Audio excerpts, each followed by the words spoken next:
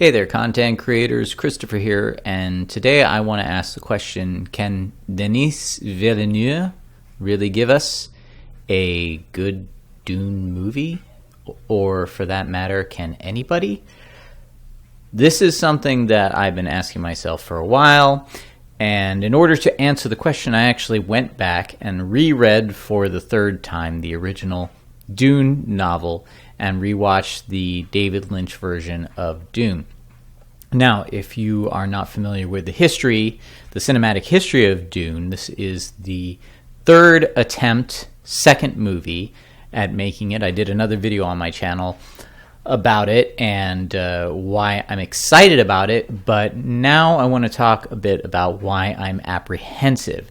So, again, if you're not familiar, Jodorowsky did his attempt at Dune, bringing together such talents as Mobius, the comic book artist, Dan O'Bannon, the original screenwriter for Alien, and H.R. Giger, who also conceptualized the original design for the Alien, and Ridley Scott utilized both Dan O'Bannon and H.R. Giger in that movie, and we got an awesome science fiction movie that is still yet to be topped. It was a game changer. It raised the bar. But Dune was later directed by David Lynch, who gave it his personal Lynchian spin. And I think it was a pretty valiant effort. There is a cut. He never got final cut. And David Lynch kind of regrets taking on Dune. There are very much aspects of him within that movie. He denounces it. He shows no interest in seeing the new version. But I'm going to talk a little bit about how Lynch's effort was a valiant one. There's two cuts in the movie that we have that are the official cuts. One is the one that has David Lynch's name on it. Another is a TV cut where it took out some of the more surrealist, spiritual, visionary aspects that Lynch put in favor of a storyboard intro explaining the history of why the Dune universe is the way it is, who the different houses are, all the kind of political background, and it added in a lot more scenes that fleshed out the story more, but they took a bit away from what made the movie cinematic to begin with. I understand why David Lynch wanted his name taken off of that in favor of a pseudonym that is used for every movie that a director wants his name taken off of, Alan Smithy. So, I do want to talk about that. And I do want to talk about why I'm concerned for the new version of Dune and Denis Villeneuve's directing style. I can see why he's attracted to it. I see what he has to offer the story, and I see what are going to be the drawbacks. So, anyway, like I said, I revisited the book. I went and I reread the book for the third time. I have read the sequel and the third installment. Actually, I take that back. I read about 2/3 of the third installment, and then I gave up. Because as interesting of ideas that Dune has, I really think that's the draw, that's the allure to the hardcore science fiction fans, the people who really love engaging in socio-political scheming and strategy. There's a lot of kind of nuances of reading people, of kind of intellectual games of chess. Just it's something that only works in a book, and even for me, it didn't work 100% because it gets a little dry. It gets a lot dry. It gets fairly boring at times, and I know this is going to be blasphemous to a lot of fans of the series, but come on, let's own up to this. The reason you like the books is not because they're science fiction action, which is what movies need. The reason you like the books is because it's about this futuristic society where people are ruthless, they are scheming, conniving, They are strategists. They read each other in ways that are superhuman compared to the way we are right now. These are people who can, register the smallest twitch on the corner of someone's mouth, understand how to use their voices in a modulated way, to use hypnotic suggestion to control you based on how they observed you blinking. I mean, these are hyper-evolved human beings. And the book takes us deep inside their thought process. It explains every sentence that they say. They'll say a sentence, and the other character will go into a full analysis of what the modulation of that person's voice is and how they phrase that sentence, and understand things about them, and then computate how they're going to respond. And at the same time, the other person understands that they're being analyzed. And so there's this whole back and forth between characters where they're trying to figure each other out and how to get one over on the other. And that is essentially what most of the book of Dune, and I'm going to forget about the sequels for now, because if they do sequels to Dune, if they do take it that far, I don't know how they're going to do it, because that's what the books are about. You have these extraordinary worlds, these really kind of well thought out, world built societies. And for the most part, you get like a page of action. Everything else is just characters in a dining hall, in an office, in their quarters, in a cave, and they're explaining to each other how their traditions vary from one another. They're thinking about how the people that came before them planted ideas into the heads of the people of a certain planet so that they kind of evolved mentally a certain way, so that when people from another planet came in, they knew what to say and do to manipulate the people. And that's what the books are. You get maybe a few pages of fighting. You may get a knife fight, but even during the knife fight, the observers are analyzing what's going on. They're watching how the crowd is reacting, engaging how they need to speak to the crowd after the fight is over. It's all about what's going on up here in the people's minds. So when you watch David Lynch's Dune, and you wonder yourself, why did he make the choice to have shots of people standing there just looking off camera while their inner monologue is played for us? They must have killed her. He's holding something back. Yet, there's the imperial conditioning. Assurance of trust. The Bene Gesserit mother. The legend. Where is your son? I must warn you, you are in great danger. That's why, because David Lynch was trying to give you the full import of what the actual story is. Again, this is about people who are hyper-aware beyond anything that human beings of our time, I'm speaking as if this is actually going to be the future, they're thinking in such detail and such nuance. Their brains, they're human computers. A lot of the characters are literally, the Mentats are human computers. The Bene Gesserit sisterhood are just completely trained in the art of essentially using thought and voice to control people, although they're meant to be serving a greater cause. But movies don't play to that at all, because movies being a visual medium, and I've said this before on many of my other videos, so please subscribe to my YouTube channel so you can check those out as well.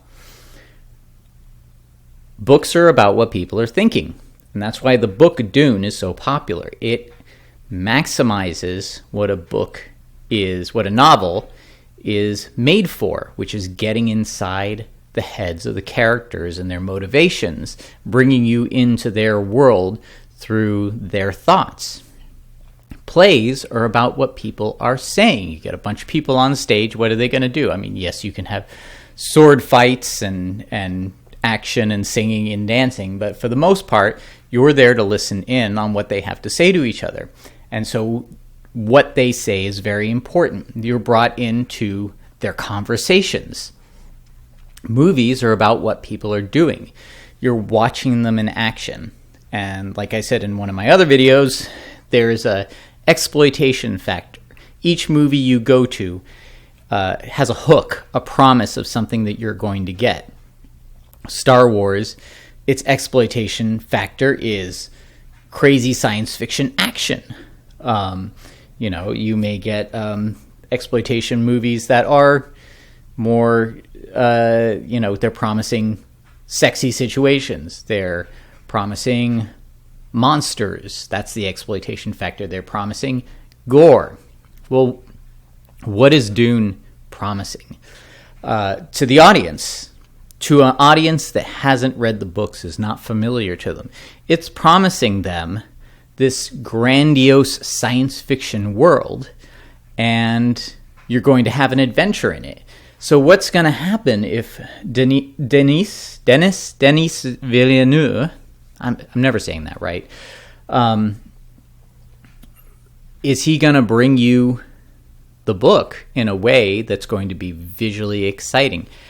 How on earth is he going to give you the nuance of the book in a visual way that the audience can understand, beyond just, watching their faces, watching their reactions? How is he going to present those strategic arguments, those overly keen superhuman observations that the characters make of one another, and then dictate the next move they're going to make? I mean, that is the book, and that's what David Lynch was trying to do with those inner monologue narrations that you would see from the characters. So in a visual medium, how do you present those things to an audience in a way that they're going to get without that narration, without having to explain everything in huge information dumps? And, I just don't see how it can be done. Now, Denis Villeneuve may have the answer. I don't know. I haven't seen the movie yet, but what the trailer is promising, what I noticed, and a lot of people noticed because people recut the new trailer to match the old Dune trailer, pretty much shot for shot. They're looking at this and they're seeing, it's going to be this great sweeping science fiction world, and we're going to see these, great battles, and they may bring all that into it, but that's not really the book. So how do you present that? Again, I am repeating myself, I apologize, but how do you visually show the essence of Dune to audiences in a way that they're going to understand all that nuance that's in the book without getting bored? Now, I understand why he was greenlit as a director of this movie. Watching Blade Runner 2049, what he's really good at are these amazing, beautifully shot set pieces that you can then bring characters into to essentially have conversations. I mean, you're watching Blade Runner, and that's what a lot of it is. There's, the characters in the police precinct, or characters in the Blade Runner library, or I don't know. I forget all the characters' names. Unfortunately, I didn't think Blade Runner 2049 was very memorable. Again, beautiful set pieces, beautifully shot, great visual effects, these wonderful landscapes. But essentially, again, all it was this character going around asking questions, having conversations with people, And that's what I'm kind of worried that's what I'm kind of worried Dune is going to become. It's going to be these different kind of verbal battles, verbal explanations of what the world is, what the different cultures are. People kind of playing these verbal games of chess. You have to read the book to really get into the meat of what makes Dune special. I don't know if that can be presented in a clear way visually to an audience that's not going to come off as slow and boring and dry. No pun intended to the the arid landscape of the planet of Arrakis. But I don't know. I'm looking forward to seeing this movie, and I hope that in watching it, I get my answer. Because I am only one person who has an idea of how I would approach it or choose not to approach it. I personally wouldn't try and interpret Dune from a book into a movie. But maybe this is Villeneuve's time to really shine, to show us something that we've never seen before. And give us an experience that we've never had before. But I'm skeptical. I'm hopeful, but I don't know. I don't see it working. I think Blade Runner 2049, again, visually beautiful. The cinematography was on point. It was exceptional. The actors did a fantastic job. The set pieces were immaculate, but somehow it just didn't do anything for me beyond going, yeah, that's pretty to look at. Where Ridley Scott's Blade Runner was both visually stunning and you really had a clear idea of who these characters were, what was at the heart of their dilemma, of their struggles, and it was wonderfully done.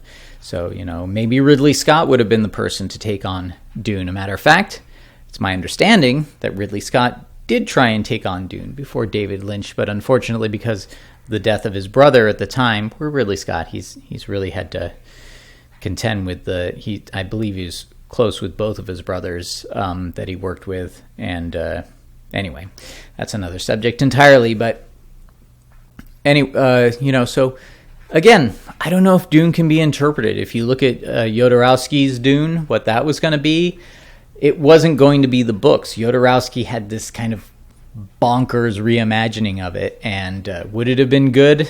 I don't know if it would have been anything I would have been interested in seeing, but at the same time, I would have appreciated that it was something really different. Jodorowsky went on record recently saying that the movie looked great. It looked like what he expected it to be, but it was predictable, and I, can't help but agree with him there, even though I have a lot of disagreements with Jodorowsky, which is in another video, and if you're subscribed to my channel, you will have seen that, or maybe you haven't yet, but please subscribe to my channel, and like this video, share it, leave a comment. I would like to know who you think would be a great director. If you think I'm wrong, if there's an example somewhere of cinema that does exactly what I'm skeptical can be done. Skeptical. I can't talk. Anyway, thanks for watching. Please subscribe again, and I'll be back with more. We've got a lot to talk about. I'm still working on the video about building your own green screen set. I know I've been promising that for ages, along with the video about how Prometheus and Aliens vs. Predator are pretty much the same movies, and how Ridley Scott in Prometheus was probably either making fun of or trying to outdo moments from the other installments of the franchise. So now I'm just rambling, but thanks for watching, and I'll be back soon with more videos on content creation, analysis, and interviews with film professionals. Thanks for watching.